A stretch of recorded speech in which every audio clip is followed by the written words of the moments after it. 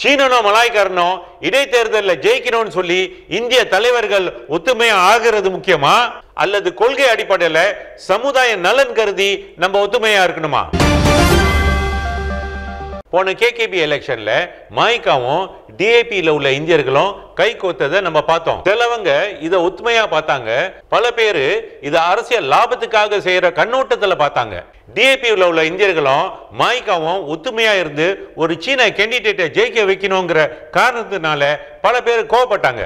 அப்ப கேள்வி என்னன்னா, ஒரு சீன கேண்டிடேட்டை ஜெயிக்க வைக்கிறதுக்கு தான் இந்தியர்கள் ஒத்துமையா ஆவாங்களா? அடுத்த மாசம் சூங்காய் பாக்காப்ல இன்னொரு தேர்தல் நடக்க போகுது. அந்த தேர்தலில் பிகேஆர் ஒரு மலாய்க்கார கேண்டிடேட் தான் நிறுத்த போறாங்க. சூங்காய் பாக்காப்லயும் 17 விழுக்காடு இந்தியர்கள் இருக்காங்க.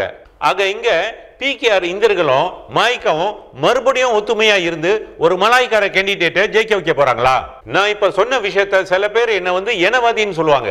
ஆக நீங்க நல்லா ஆராய்ஞ்சு பாருங்க, இந்தியர்கள் ஒரு பொது நலத்துக்காக ஒத்துமையா இருக்கணுமா அல்லது யாரையாவது ஜெயிக்க வைக்கணும்னு சொல்லி ஒத்துமையா இருக்கணுமா? நம்மளுடைய ஹிண்ட்ரா போராட்டத்திலையும் சரி அல்லது இப்ப மலேசிய முன்னேற்ற கட்சி போராட்டத்திலையும் சரி நாங்க தொடர்ந்து சொல்றது ஒரே விஷயம் தான். அதாவது என்னன்னா, நம்ம இந்தியர்களுடைய உண்மையான பிரச்சனைக்கு ஒரு நிரந்தர தீர்வு வேணும்னு சொல்லி தான் நாங்க போராடுறோம். தேர்தல் வரும்பொழுது பந்துவான் கொடுக்கிறதோ ஹெம்பர் கொடுக்கிறதோ அல்லது காசு கொடுக்கிறதோ நீண்ட காலத்துல நம்மளோட பிரச்சனைக்கு ஒரு தீர்வு கொடுக்காது. ஆனா இதைத்தான் அரசியல்வாதிகளும் கட்சிகளும் செய்வாங்க. இந்தியர்களுக்கு 200 வெள்ளியும் ஹெம்பரும் பந்துவானும் வவுச்சரும் தான் கொடுப்பாங்க. இந்திய சமுதாயம் இந்திய கட்சிகள்லாம் உண்மையிலே ஒத்துமையா இருக்கணும்ங்கிறத எதிர்பார்க்கிறாங்க. ஆனா அந்த ஒத்துமை சமுதாய வளர்ச்சியும் சிந்தனையும் இருக்கணும்ங்கிறத எதிர்பார்க்கிறாங்க. ஏதோ ஒரு அரசியல் கட்சியில ஒரு மலாய்க்காரனும் சீனனையும் ஜெயிக்க வைக்கணும்ங்கிறத அதை எதிர்பார்க்கல. அது ஒத்துமை இல்ல.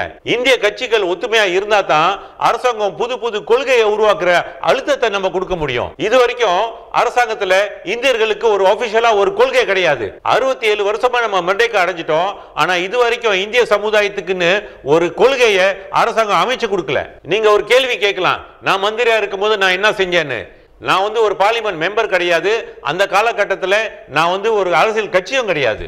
இந்திய சமுதாய பிரச்சனையை கேபினெட்ல நான் பேசும்பொழுது பிகேஆர்ல உள்ள இந்திய தலைவர்களும் டிஏபியில் உள்ள சீனியர் தலைவர்களும் எனக்கு பல அழுத்தம் கொடுத்திருக்காங்க. மற்ற மந்திரிகளுக்கு தெரியும் அவங்க ஏன் அந்த அழுத்தம் கொடுக்கறாங்கன்னா, நான் ஒரு அரசியல் கட்சியில் அப்ப இல்ல, வெறும் ஹிண்ட்ரா தலைவரா தான் நான் இருந்தேன். இந்த காலகட்டத்தில் நமக்குள்ள வாக்குவாதம் செய்யறது சமுதாயத்துக்கு இந்த நன்மையும் கொடுக்காது. இன்னும் 20 வருஷத்துல நம்மளோட ஜனத்தொகை 3 அல்லது 4 விழுக்காடாயிரும். அந்த காலகட்டத்தில் நம்மள யாரும் கருத மாட்டாங்க. அதனால தான் ஹிண்ட்ரா காலகட்டத்தில இருந்து இப்ப மலேசிய முன்னேற்ற கட்சியிலையும் நம்மளுடைய உண்மையான உரிமையை நம்ம வாங்கிக்கணும்னு நான் சொல்லிட்டு வரேன். ஆனா அரசியல்வாதிங்க சலுகையை காட்டி இதுதான் உங்க உரிமைன்னு சொல்லி உங்களை ஏமாத்துறாங்க. இப்ப நம்ம ஜனத்தொகை 6.7% இருக்கும் பொழுது நம்ம அரசாங்கத்துக்கு அழுத்தம் கொடுத்து கேபினெட்ல ஒரு முடிவு எடுத்து நல்ல நல்ல கொள்கையை வகுத்து இதை எப்படி இம்ப்ளிமெண்ட் பண்ண போறோங்கிற மெக்கானிசமை இப்போவே தெளிவுபடுத்திடலாம். இந்த கடமையை இப்போவே நம்ம செய்யலன்னு சொன்னா இன்னும் 20 வருஷத்துல நம்ம பிள்ளைங்களும் நம்மளோட பேர பிள்ளைங்களும் அவங்களுடைய உரிமைக்காக பிச்சை தான் எடுப்பாங்க. ஆக நான் அரசியல்வாதிகிட்ட கேட்கறது ஒண்ணுதான், நம்ம கொள்கை அடிப்படையில் ஒத்துமையா இருக்கிற காலகட்டம் வந்துருச்சு. சமுதாயத்துக்கு நல்ல ஒரு திட்டத்தை நம்ம எல்லாம் ஒத்துமையா வகுத்து கொடுத்து அந்த திட்டங்களை எப்படி அமல்படுத்தணுங்கிற ஒரு மெக்கானிசமும் நம்ம உருவாக்கி கொடுத்து அரசாங்கத்திட்ட பேசி நல்ல கொள்கைகளை உருவாக்கி சமுதாயத்துக்கு உண்மையான உருமாற்றத்தை கொண்டு வருவோம்.